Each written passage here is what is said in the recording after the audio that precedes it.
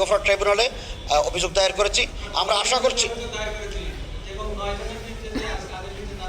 আমরা অর্ধশত অপরাধী যারা এই অপকর্মের সাথে জড়িত তাদেরকে বিরুদ্ধে মামলা অভিযোগ দায়ের করেছি এবং তদন্ত সাপেক্ষে আরও যারা অপরাধী তাদেরকেও আমরা আইনের আওতায় আনার জন্য দাবি উত্থাপন করেছি।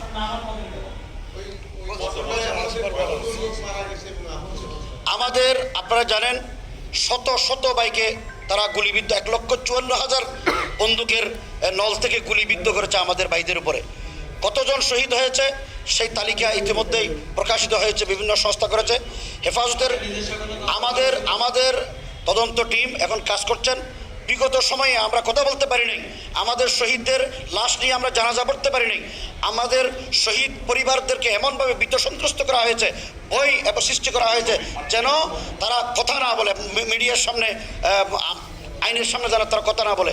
এই ভীত সন্ত্রস্ত পরিস্থিতি থেকে আমরা 5ই আগস্ট ছাত্র জনতার বিপ্লবের মাধ্যমে আমরা স্বাধীন হয়েছি। সুতরাং আমরা এই স্বাধীনতার এই সময়ে আমরা সব কিছু জাতির সামনে উপস্থাপন করবো। যে প্রাইম মিনিস্টার পার্লামেন্টে পরবর্তীতে বলেছিলেন যে এরা রং মেখে শুয়েছিল, তার মানে এটা তিনি জানতেন, জানার পরেও তারা এই ধরনের তুচ্ছতাচ্ছিল্য করা তার নির্দেশ এবং পরিকল্পনা এটা হয়েছিল। স্বরাষ্ট্রমন্ত্রী, স্বরাষ্ট্র প্রতিমন্ত্রী, আইজিপি, র্যাবের প্রধান, এডিজি অফ, পুলিশের ঊর্ধ্বতন কর্মকর্তারা তারা প্ল্যান করে এটা করেছে। হাজার হাজার সদস্য অংশ নিয়েছে সঠিক, কিন্তু মানবতা বিরোধী অপরাধের বিচার করার জন্য আমাদের লাগবে কমান্ড স্ট্রাকচার। কারা নির্দেশ দিয়েছিল, কারা বাস্তবে ফিল্ডে থেকে কমান্ড করে এই কার্যটা করেছে। সেই কারণে প্রথমে আমরা টপ কমান্ডারদেরকে বিচারের মুখোমুখি করতে চাই। সে কারণেই টপ কমান্ডারদের বিরুদ্ধেই আজকে গ্রেপ্তারি পরোয়ানা চাওয়া হয়েছে এবং সেটাই জারি হয়েছে।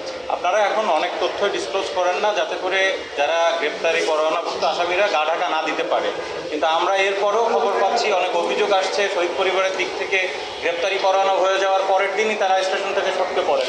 এটা আসলে লিক হচ্ছে কোন পর্যায়ে থেকে, আপনাদের ধারণা কি? এটা আমাদের পক্ষে ধারণা করে কথা বলা উচিত হবে না। এটা কোনো না কোনো জায়গা থেকে, যখন এখান থেকে গ্রেপ্তারি পরোয়ানা তো অনেক জায়গা হয়ে জারির পর্যায় পর্যন্ত যেতে অনেকগুলো স্টেপ পার হতে হয়, কোনো একটা জায়গা থেকে নিশ্চয়ই হয়।